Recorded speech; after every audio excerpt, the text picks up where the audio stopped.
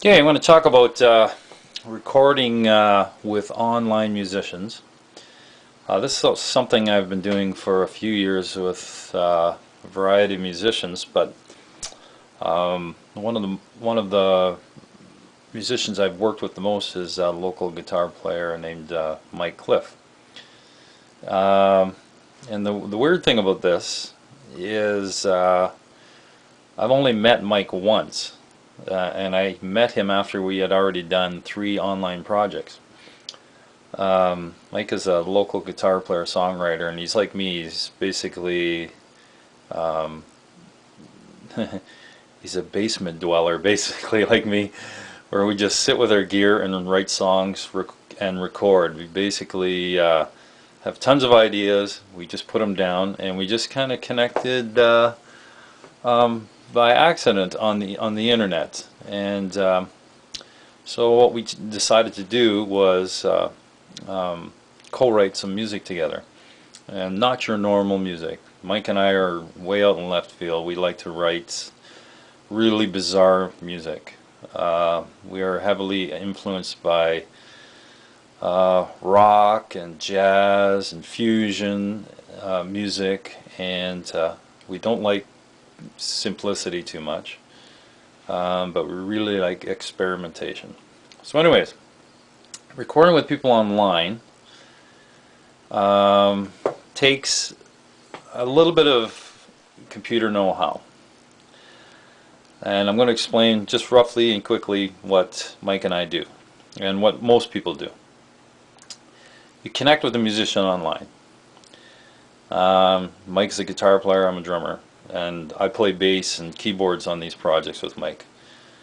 Mike does the final mix of these projects. He gives basically we talk over an idea, and like he might say we want something that might even be just based on a song title or whatever, but he usually has a little bit of an idea of how he wants it to go. He'll ask me what my input would be, and we kind of structure it by text first.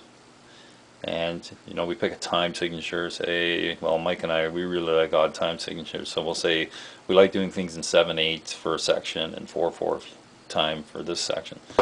So anyways, with most musicians you have to talk it out first. Then you basically have to have one person record the idea, and this is where the click track thing is crucial, that I've explained on 2 other videos. Very crucial, because one person is going to record the basic idea, and in most cases it's the guitar player. It could be a piano player, but most of the times it's a guitar player. So he's going to be playing to a click track. That way, when he sends me his file, his song file in computer format, when he sends me that file, I can play to it in time. The thing is, his guitar might not be going through the whole song, but there has to be some constant clicking time for me to know where to go. And even though he's not playing, I may have a drum part or a bass line that might fill in that space.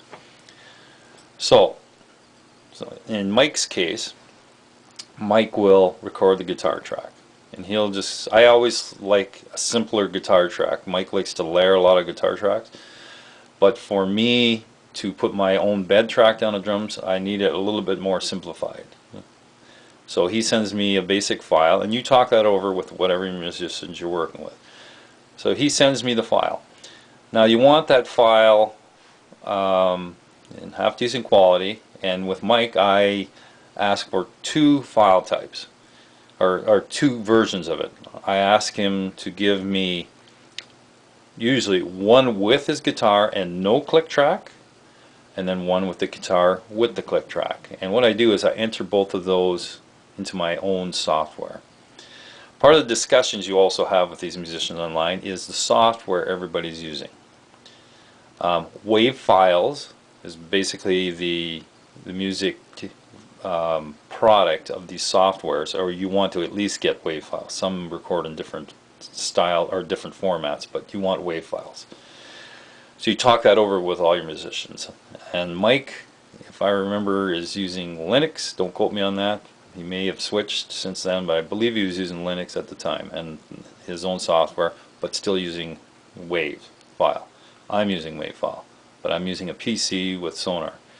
So it has to be a compatibility on the file itself. So anyways, so he sends me a rough guitar track that's played in good time. Okay, so being the drummer, I can follow it and not have any issues. So in my software, my drum tracks are going to be, you know, as accurate as I can get. And once I record, like once I've taken his guitar track and placed it in my software, I can use it as a what they call a ghost track. It's just there for me to follow the melodies in that. I'm still following the click track, but his melodies on the guitar help me create my drum parts and how it flows. So I will record all my drum tracks and give it a rough mix down of just the drums itself. Squash it all down to a single stereo track and just send it to him, and then he can say yay or nay on whatever part that say, oh, I like all that, or he can ask for changes. And Mike's he's pretty open. He'll let you do almost anything. And I do that with the bass tracks for the Mike Cliff projects, and I also do that with the keyboards. Once I've done all my drum tracks and I don't have to edit them anymore, I mix them down to a stereo track, a left and right track. I can send them the entire drum track of waves, but you have to have an online storage site to do so that holds a lot of big files, okay? Because doing a drum set like that one behind me there, to record a 5-minute song takes huge amounts of resources. So you need a big storage space, which I do have, and so does Mike. But we prefer to do it just in drums being stereo left and right. So what he does, he takes the drums or the bass and the keyboards I do, puts them in his own software, redoes his guitar, because the original track he's playing to just a click, and his feel might not be dead on either. You know, he might like to play along with the drum to get more inspiration. So he redoes his guitar tracks over the finished tracks that I've done. And then he'll send me a finished copy of the rough mix, and I say, okay, well, I need a little more of this, bring the drums up a bit, add the bass a bit, or down, you know. If it's a drum edit that has to be done at that stage, I basically have to go back into my software where all the multi-tracks are and adjust there. Once they're in a stereo left and right track, you can't really do too much editing, so you have to go backwards, go back into the multi-track recording of 15 tracks of what this kid is behind me for example, adjust it a little bit, squash it back down into 2 tracks, send them another track. And that's the way we've been doing it. A lot of people do the multi-musician thing with YouTube videos. Mike Cliff does that. I've done it just with me doing all the tracks, but Mike and I have yet to do that, and we are going to get into that eventually. So it's something everybody should look at, because I've gotten to the point in the past where you call musicians to come over for band practice, or you're trying to organize a new band, and you know what? People just, for lack of a better term, screw you around. They don't show up. They just drag you along. It gets depressing. You want to play. You want to create. And I've had a lot of unhappiness, we'll say, with some musicians where couldn't get things done. Mike Cliff, for one, loves to get things done. The guitar player in my band, Flat Stanley, he loves to create music. So with those 2 guitar players, just them 2 alone, I've got an avenue for you know, creating music with these guys. So in the end product with Mike Cliff, we basically just upload it on the site. It's free for people to listen to, free for them to download. Mike's got he's got a whole thing on Reverb Nation called Audio Fumes. You can go visit there and listen to tons of Mike Cliff music with me, his solo stuff, and tons of other bands. It's a great resource for new music. Anyways, and we just do it for the love of music. So I'll get back to the topic that Mike and I have only met once, and it was during a battle of the bands at a local establishment, and we basically said, "Hi, how are you?" And we'd already done 3 projects. I've never met him. That's the coolest thing about this recording online. You don't have to play in the same room, and it's just a really satisfying experience to be able to just sit in your own room, record the part, and just it's like mail it out, you know, and to someone that appreciates what you do, and you know what, the feedback that we have gotten over our strange music has been great, to be honest. It gets played a lot, and like I say, you can download and listen to it on Reverb Nation. You can listen to it on my own site too, which is Glen the Freak Thomas at Reverb Nation, and Mike Cliff also has his own personal site on Reverb Nation, but he also has the Audiofume site. My guitar player in Flat Stanley and I, we will do the exchange of files also. When we're doing Flat Stanley music, Tony will record a rough guitar track at home. I get him to squash it down to MP3 form, so he can just email it to me. It's real quick, and I listen to it upstairs on my other computer, get my ideas down, whether it be for writing lyrics to it or, you know, coming up with a bass line. I bring it downstairs for drums, and we create that way, and Tony and I have been doing that for years. Excuse me. So like I say, it's 2 great avenues for me. But I've done other projects. Actually, with the Mike Cliff project, we've done a project with a girl from Sweden that's basically a lead singer and keyboard player, and you can listen to that on our site too. And I've never met her, and I don't think Mike Cliff has either. And obviously, not being in the same city or country, the files were just transferred. And she actually wrote the lyrics to that particular song, and did the keyboards, wonderful job on the vocals, and it was a fun tune to do, and it's got a lot of good response. So, something for all of you to experiment with. If you're kind of stuck in the basement with basically no one to play with, or you know, you're tired of dealing with the band thing and just want to record something new, you know, the internet thing is one option. So I'll just give you a quick look here, if I don't smash anything here.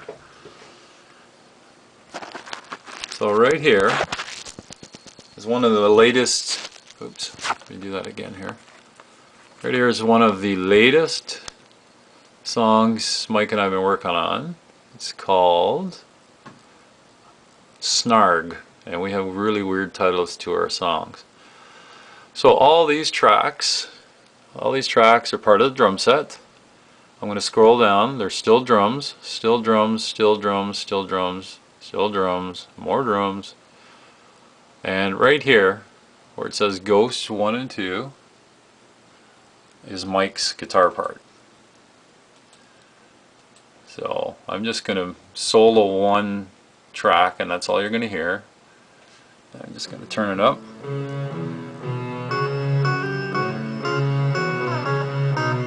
So he plays a keyboard. It's got a Addams Family kind of sound to it. Very dark, mysterious song. So, as you can tell, there's no click track on this particular one, and that is because I use the click track version that Mike sends me to practice my drums to, so I don't have to be at the computer to actually record it. Then he sends me a second track, the same thing without the click, and I usually put 2 tracks of the same thing into my software, and it just widens the sound for me to hear while I'm recording. But the original one with the click is just for practicing purposes, and I run it on a laptop in the other part of my studio. So once these are basically in here and I've got my parts, then it's time to do the good drum parts, which on this particular song I have done. And I'll just kind of shrink these down just a bit. So they're a little bit wide, just to give you a rough idea. Now these are all drum parts, and when I mean drum parts, I mean parts of the drum set, not 15 drum tracks of various drumming. This is all the one song. These two tracks up here, this would be an overhead mic, This is my hi-hats, this is my kick drum, I have another kick drum, snare, and there's a couple of mics on the snare, and so on. So it covers 15 to 18 tracks, I believe. So now I just play along with Mike's track, right? So here we go. Now I put my own click let me do this again. I've put my own click track into my own software, right up here, which is something you have to get used to playing. And so I just play along. Like Mike and I have talked, what's the speed of the song, and I insert it. He tells me the time signature, and then I label. You can see I label. That's hard to do. Up in here, I've labeled heavy parts, soft parts, and you can do that in every kind of software. And it just helps cue me while I'm recording to know where my dynamics should be. So, anyways, here it is.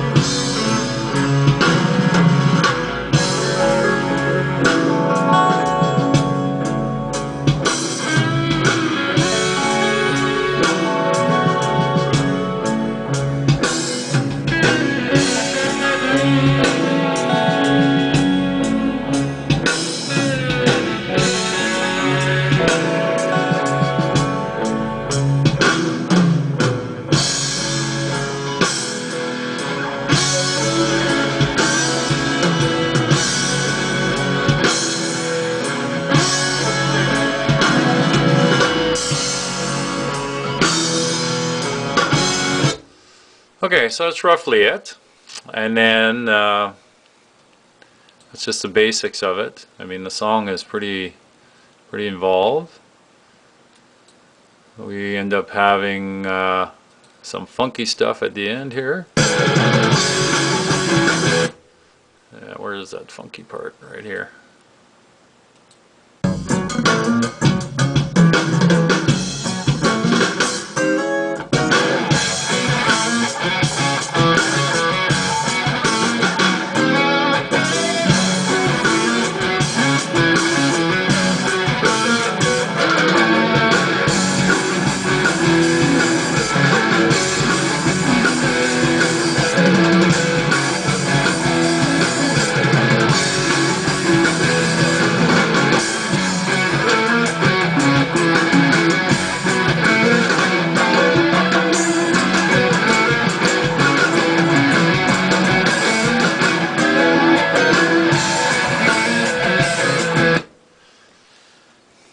Now, it's funny, it just sounds like a band was playing. It's just, we've never been in the same room.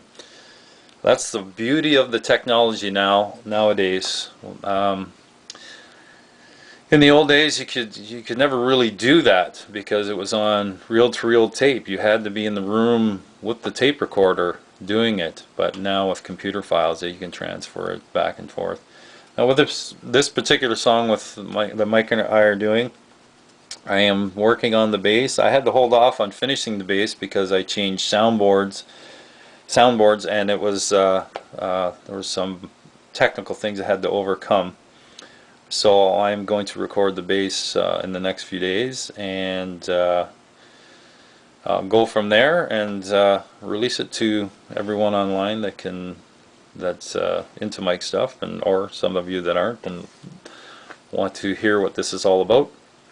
It'll be free to listen to and download, and hopefully you folks leave some comments.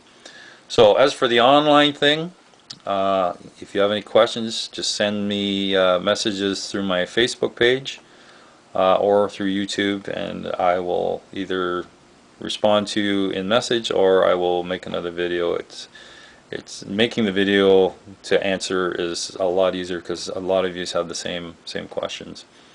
Alrighty, we'll see you in the next video.